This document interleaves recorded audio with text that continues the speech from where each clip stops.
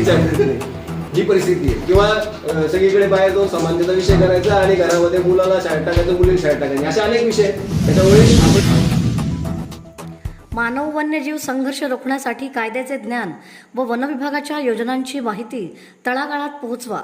न्यायाधीश अमोलकुमार देशपांडे.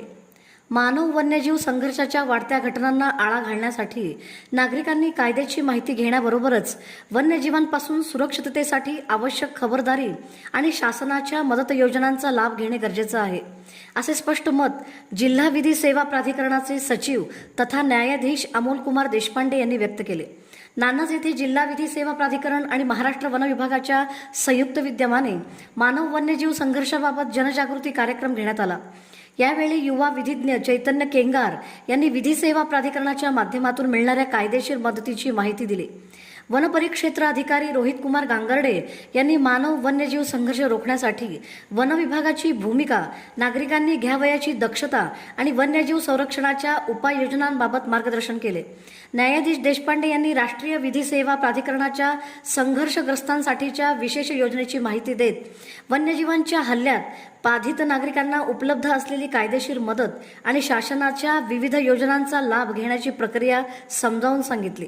कार्यक्रमात नागरिकांनी वन्यजीवांशी संबंधित विविध समस्या आणि कायदेशीर तरतुदींवर प्रश्न उपस्थित केले.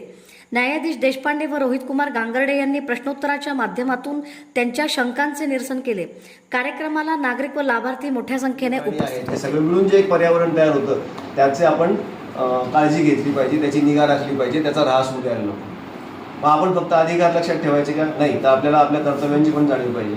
मग म्हणूनच त्याच्यातल्याच त्या एका जे ड्युटी आपण फंडामेंटल ड्युटी म्हणून त्याच्या आधारे वन्यजीवांना सांगण्यात आला 1972 मध्ये. मग हे जे सगळे प्राणी आहे त्यांची वर्गवारी केलेली आहे.